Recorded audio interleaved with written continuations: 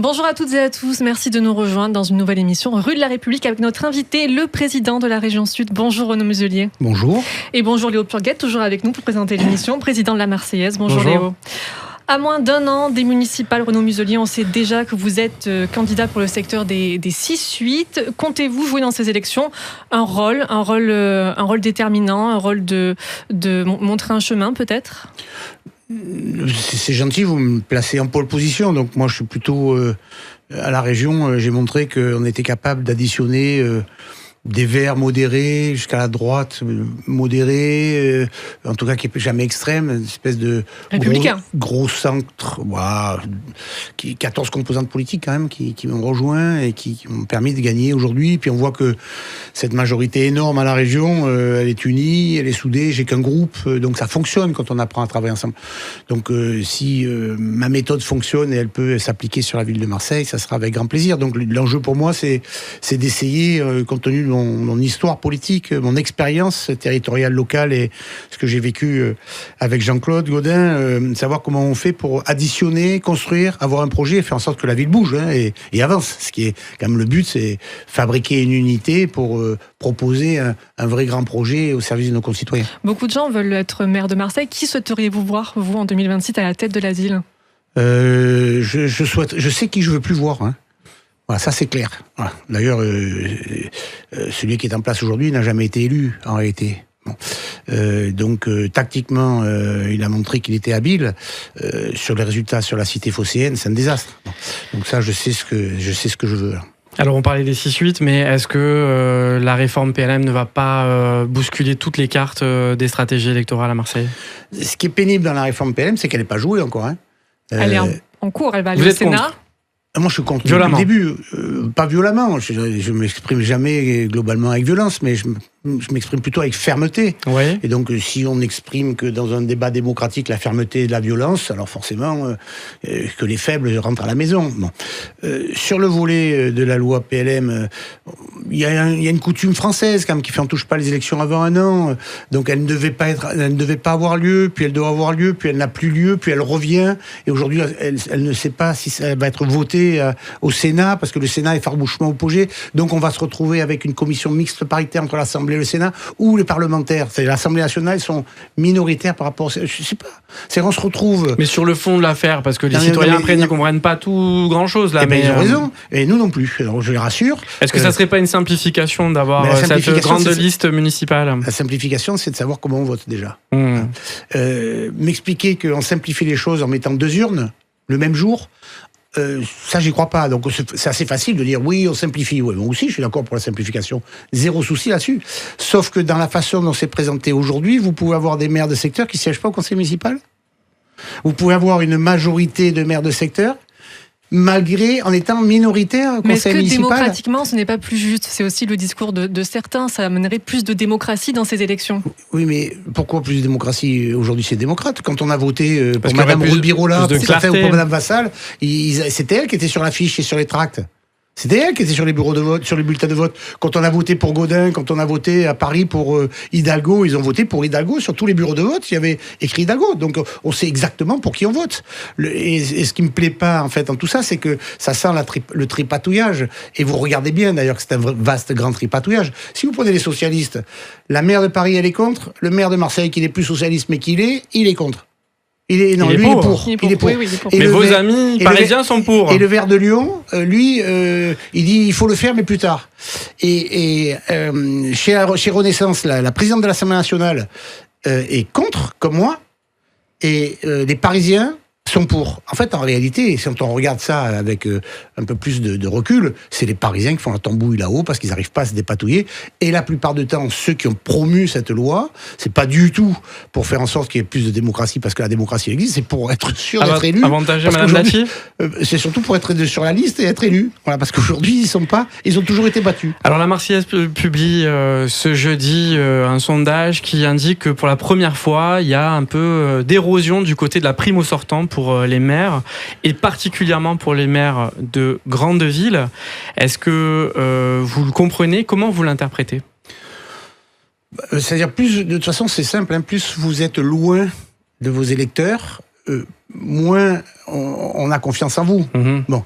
Donc quand vous êtes maire d'une petite commune, peu importe l'étiquette en réalité, quand vous êtes maire d'une très grande ville, il faut que vous arriviez à montrer dans le cadre de votre action à tous vos concitoyens que vous êtes efficace. Et c'est aujourd'hui très difficile. Donc on voit bien dans les grandes villes ou dans les grandes métropoles que les scores dans les sondages des maires sortants n'est pas bon. Globalement, n'est pas bon. Ce qui les met eux-mêmes en difficulté, d'ailleurs. Bien sûr. Mais à côté de ça, si on regarde de façon très objective la façon dont ça se passe dans nos communes, dans les grandes villes, et là je peux parler de Marseille, mais dans les grandes villes, vous avez un pouvoir partagé en réalité entre les mairies de secteur, la mairie centrale, la métropole et le département. Et donc cette implication, c'est ça que j'aurais aimé dans la réforme, c'est qu'on sache exactement qui fait quoi. Alors qu'aujourd'hui on ne sait plus qui fait quoi. Et en réalité, quand vous avez des frottements là-dessus, vous ne pouvez plus avancer, vous ne pouvez plus travailler, puisque par exemple, moi, les fonds européens dépendent de moi, je n'arrive pas à monter un dossier, il n'y a pas un dossier valable pour Marseille sur les fonds européens, ils ne veulent pas. Bon. Donc ça, les concitoyens le sentent quand même. Ils sentent quand il y a des résistances politiques de personnes qui vont directement contre l'intérêt général au service de leur intérêt particulier. Et à la veille des élections municipales, aujourd'hui, ces maires sortants montrent à quel point ils sont dogmatiques. Dans ces élections, est-ce que vous pensez que la droite pourra s'en sortir sans alliance ? Il faut toujours, plus on est fort, plus on se porte dès le premier tour et vive le deuxième tour. Hein. Mais aujourd'hui, par exemple sur Marseille, c'est ce qui n'est pas le cas des autres communes. On ne sait pas à quoi on joue. Vous jouez pas, quand on vous donne un jeu de cartes, vous jouez pas de la même manière à la contrée ou à la bataille. Ça, c'est exactement pareil. On ne sait pas si c'est par secteur ou si c'est en mairie centrale. On ne sait pas comment ça va s'organiser sur le terrain.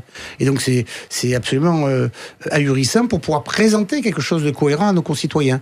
Voilà, donc, effectivement, le fait de tripatouiller les élections ou le mode électoral à moins d'un an empêche d'avoir un débat serein au service de nos concitoyens de la cité. Alors on sent aussi que malgré les ennuis judiciaires de Madame Le Pen, le RN continue à pousser fort dans les intentions de vote, particulièrement dans notre région. Est-ce que ça vous inquiète ? Est-ce que vous pensez qu'ils sont en mesure de conquérir Marseille ? Ils ont toujours essayé, comme de conquérir la région. Hein. Vous savez, la dernière fois, ils étaient sûrs d'avoir gagné la région. Hein. Et puis aujourd'hui, j'ai fait 57 avec ma majorité. Donc je pense que l'organisation politique est importante, mais on n'a pas changé le mode électoral 6 mois avant les régionales. Donc moi je me suis programmé, organisé des années en amont pour faire en sorte de montrer que territoire par territoire, dans nos montagnes, dans nos vallées, dans nos métropoles, dans nos campagnes, la région était présente et servait au quotidien, parce que sinon la région c'est un peu loin. Et donc plus on est loin, plus ça a aidé le RN en fait.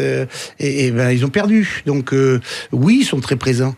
Oui, ils sont très présents, mais pourquoi ils sont très présents au niveau national ? D'une part parce que l'Assemblée nationale est dans un état de délabrement avancé, et quand même, le comportement à l'Assemblée est désespérant. Quand vous voyez des alliances qui sont incroyables, par exemple sur la loi PLM, c'est le MoDem fait voter le truc avec LFI et RN. Eux, le MoDem, qui sont toujours contre les extrêmes. Donc le citoyen en bas, il comprend plus rien. Bon. Et en plus, il y a un sentiment d'impuissance de l'action politique. D'impuissance de l'action politique au service de leur territoire. Mais quand vous êtes maire ou que vous êtes président de région et que vous êtes au plus près de votre territoire, où vous allez, comme on va essayer de le faire, d'aider les viticulteurs dans notre région parce qu'ils vont vraisemblablement touchés par les taxes. Ils savent qu'ils ont en face l'interlocuteur économique pour les aider. Et quand vous avez ce brouillard permanent, ben ça sert naturellement les extrêmes. Alors, le RN, on en reparle quand même parce que dans l'hypothèse d'une dissolution, on nous parle de Jordan Bardella. Qui serait parachuté dans les Bouches-du-Rhône. Dans les Bouches-du-Rhône. Notamment à Marseille. Est-ce que vous trouvez ça crédible ? D'abord, la dissolution, et ensuite Bardella dans les Bouches-du-Rhône. C'est pas la première fois qu'on a vu le patron. Enfin, c'est pas encore le patron, mais c'est le patron du parti. Oui, enfin, c'est pas le patron, c'est le patron par délégation. Souvenez-vous des présidentielles à l'époque où Jean-Marie Le Pen avait été arrivé en tête à Marseille. Il était en tête à Marseille, sur la totalité de la commune. Et qu'est-ce qui s'est passé ? Il a voulu se présenter aux élections sur Marseille en disant « c'est ma voie royale et je me présenterai aux législatives ». Il s'est présenté, c'était dans le 11-12 à l'époque. Là-bas, il s'est pris une veste, hein. Il s'est pris une grosse tôle en fait, hein.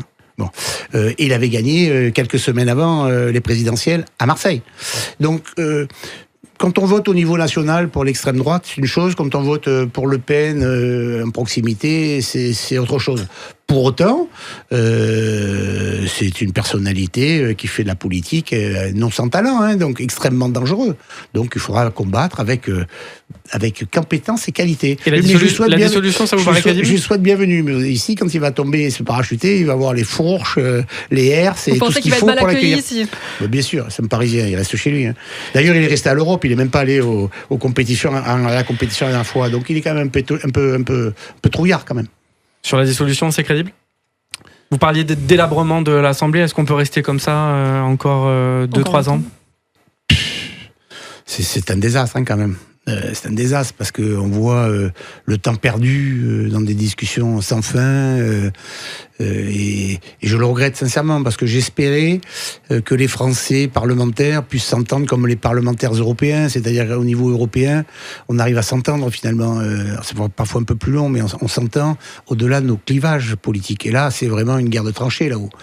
Est-ce que ça va passer le budget ? De toute façon, le top départ d'une dissolution potentielle pour réamorcer cette arme politique, c'est juillet. Bon, écoutez, oui. Ça va, on est en avril. En 2030, la région va accueillir les Jeux Olympiques et Paralympiques d'hiver. Jeux les moins chers de l'histoire, selon vos propos. C'est ce que vous promettez aujourd'hui ? Ah oui, j'en suis sûr, de toute façon, il n'y a pas d'argent. Donc je peux le promettre, je peux le promettre assez tranquillement d'ailleurs. Hein. Mais comment, sans argent, promettre des jeux de qualité aujourd'hui ? Oui, mais alors c'est toujours la même discussion. Il y a plusieurs choses dans l'organisation des Jeux. Il y a l'organisation elle-même, l'interministériel, le COJO que tout le monde connaît, la Solidéo que je préside, qu'on a inaugurée la semaine dernière, qui permet de livrer les tremplins, les bobsleighs ou les patinoires. Bon. La réalité quand même, c'est que, je vous donne un exemple très simple, c'est une discussion qu'on a avec le CIO.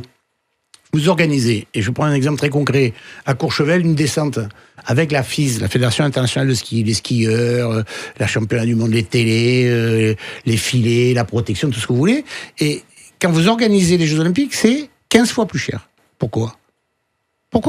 Alors je veux bien qu'il y a les anneaux, comme il y a les anneaux, c'est plus cher, je veux bien qu'il y a plus de presse, que c'est un truc mondial, que c'est les Jeux Olympiques, enfin c'est telle différence. Donc il y a de quoi mettre du rabot. Et puis après, très honnêtement, moi je me suis lancé dans cette aventure parce que j'avais été rapporteur du budget de la jeunesse et les sports à l'époque de Lillehammer. Et à Lillehammer, c'est comme dans nos montagnes à nous, hein. C'est à neige et les chalets, hein. Nous, on a neige les chalets. Il faut simplement l'organiser un peu. Donc, c'est pas des trucs pharaoniques, en réalité. Par contre, c'est extraordinairement structurant, potentiellement. Les écologistes s'inquiètent qu'il y ait toujours de la neige, quand même, en 2030. La question est bonne aujourd'hui, hein, parce qu'en Savoie, ils viennent de se prendre 1 mètre cette nuit. Et nous, pour cette saison, on a eu plus de neige que le Nord pendant tout l'hiver. Ça vous inquiète, cette question de la neige ? Mais bien sûr que ça m'inquiète. Je suis pas du tout dans le déni. Mais on en a de la neige. En réalité, c'est que y a un réchauffement climatique. Et on a fait faire une étude qui nous amène, qui s'appelle Climsnow, une étude indépendante qui nous amène à 2050. Et en fait, plus vous êtes bas, et plus vous êtes au soleil, moins vous avez de neige.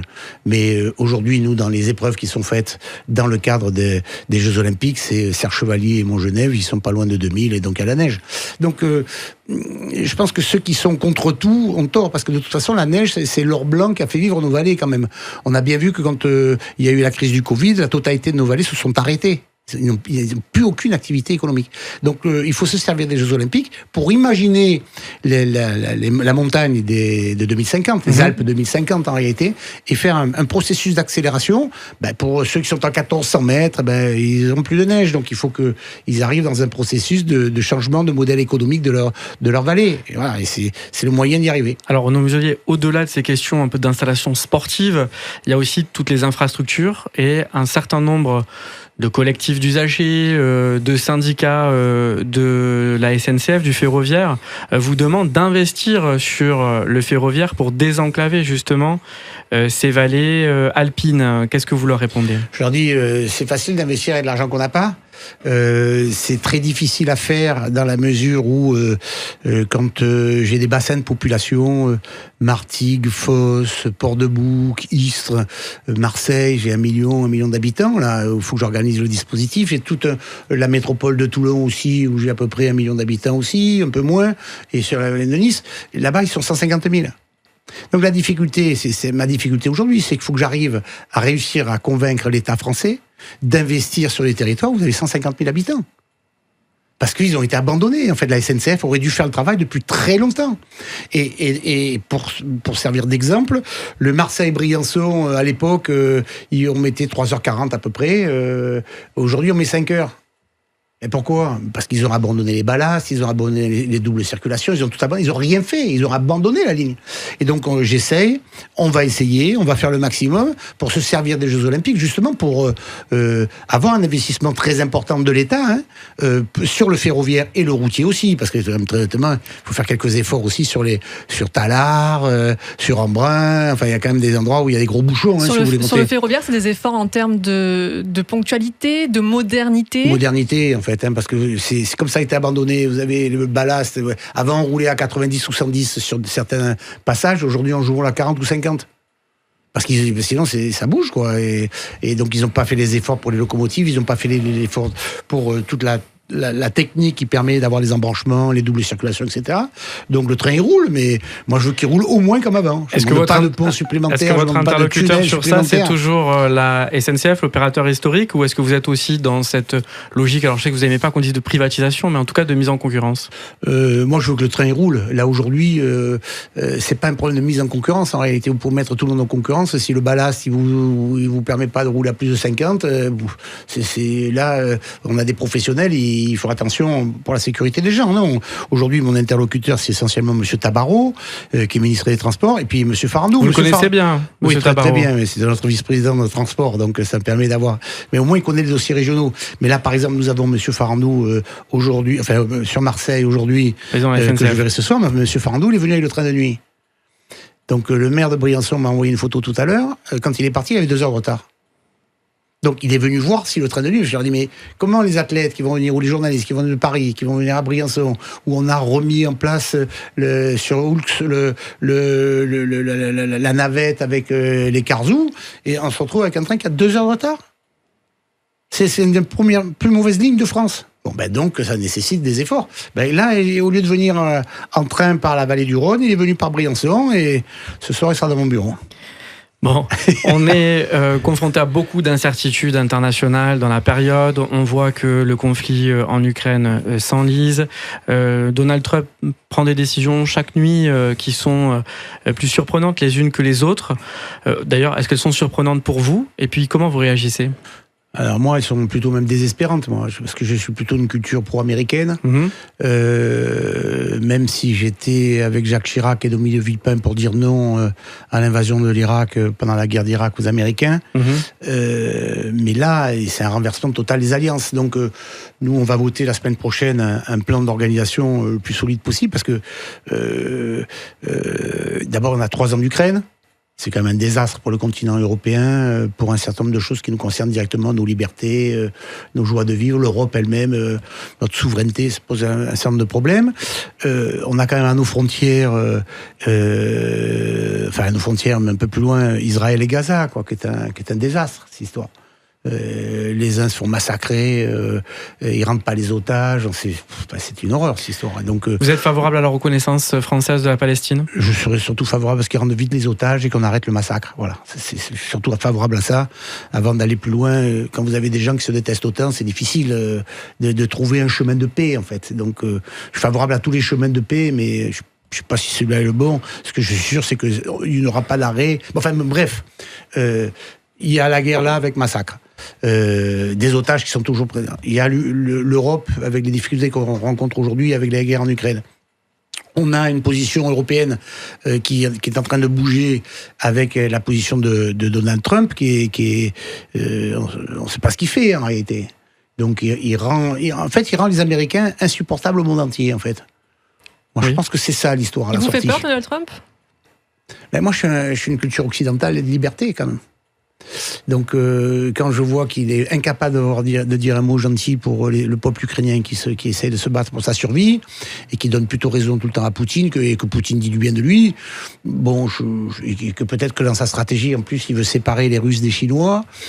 Tout ça, c'est en tout cas l'impérialisme américain qui était aujourd'hui maître du monde, fait en sorte qu'aujourd'hui il se fait détester par tout le monde. Alors chacun va essayer de survivre parce qu'il est hyper puissant, mais je pense que ça aura des conséquences très importantes qui vont donner à terme la main à la Chine. Ceux qui nous lisent et qui nous écoutent justement se demandent quelles conséquences pour leur vie quotidienne et puis qu'est-ce que vous pouvez faire pour amortir. Alors moi j'ai en charge les transports, j'ai en charge l'économie. Donc l'idée c'est enfin plus d'autres choses, mais plus la formation aussi, l'université. L'idée c'est de regarder nos forces et nos faiblesses, et d'essayer de faire en sorte que dans nos faiblesses, dans le cadre des taxes Trump, ou dans nos forces, dans le cadre du réarmement français, on puisse faire vivre la région, en fait. Donc on va présenter la semaine prochaine un plan autour de ces principes de base, qui est de dire, bon, il faut aider notre pays, on est des Européens, comment on se sert de l'Europe pour évoluer, on a quand même un tiers de l'armée française ici, hein, il va y avoir des moyens financiers importants. Comment ça va servir nos industries, comment ça va servir nos routes, nos aménagements de territoire, nos écoles, parce qu'on va avoir des militaires en plus. Mais dans le même temps, on entend Monsieur Bayrou, que vous soutenez, nous dire qu'il va falloir encore se serrer la ceinture, etc. Est-ce que ça peut tenir dans un tel contexte ? Et en tout cas, lui, il a son problème à l'Assemblée nationale. Et je le soutiens parce que je ne veux pas le chaos pour mon pays. Je ne veux pas avoir le chaos dans le monde, et en plus, plus de gouvernement, et encore une censure, et encore une campagne. Je préfère la stabilité, même si là, l'instabilité devient chronique. Mais en tout cas, je préfère la stabilité quand même que le chaos. Le chaos est pour moi le pire.